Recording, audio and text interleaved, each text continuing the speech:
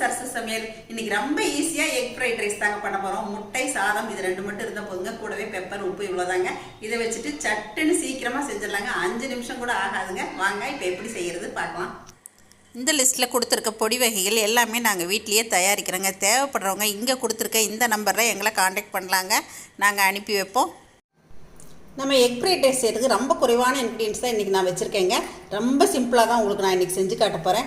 ரைஸுங்க இந்த மாதிரி உதிராக வேக வச்சதை எடுத்துக்கலாம். நீங்கள் பாசுமதி ரைஸ் வேணும்னாலும் நீங்கள் உதிராக வேக வச்சதை எடுத்துக்கலாம்.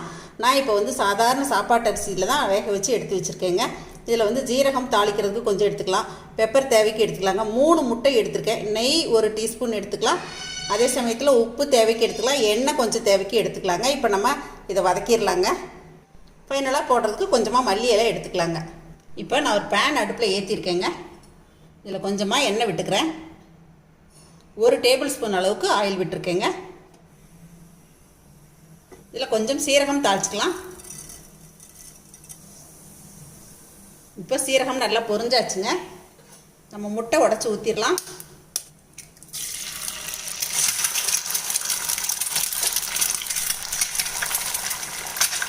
ஃப்ரை பண்ணிக்கலாங்க.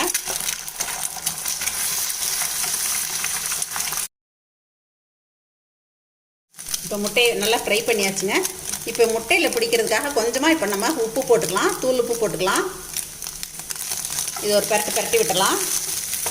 குழந்தைங்களுக்கு வந்து நீங்கள் எக் வந்து பெரிய பீஸஸாக வேணும்னா பெருசாக வச்சுக்கோங்க. இல்லைன்னா குட்டி குட்டியாக நல்லா இந்த மாதிரி மேஷ் பண்ணி விட்ருங்க.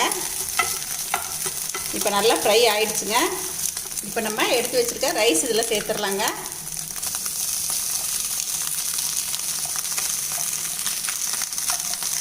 கலந்து விட்டுடலாம்.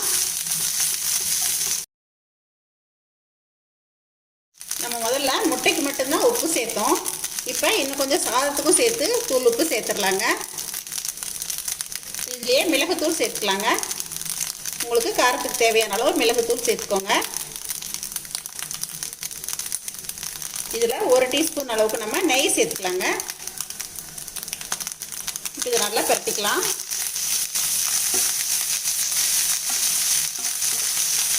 இப்போ இந்த ரைஸ் சூடேறினா போதுங்க.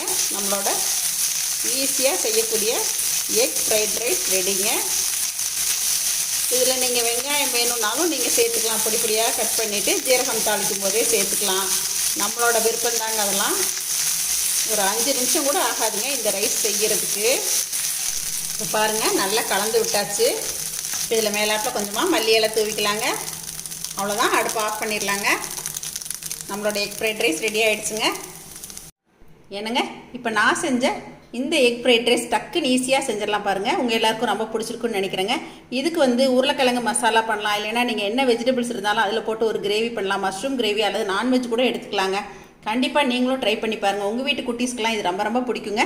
இதை பார்த்துட்டு எப்பயும் போல உங்களோட ஃபீட்பேக் சொல்லுங்கள், ஷேர் பண்ணுங்கள், சப்ஸ்கிரைப் பண்ணுங்கள். சப்ஸ்கிரைப் பண்ணிவிட்டு பக்கத்தில் இருக்க பெல் பட்டனை கிளிக் பண்ணிவிட்டு ஆளுங்கிற ஆப்ஷனையும் ப்ரெஸ் பண்ணிக்கங்க. அப்போ தான் நான் போடுற வீடியோஸ் எல்லாமே உங்களுக்கு உடனுக்குடன் வந்து சேருங்க. தேங்க்யூ. சரசு சமையல் பாருங்கள். சமையல் நல்லா பண்ணுங்கள்.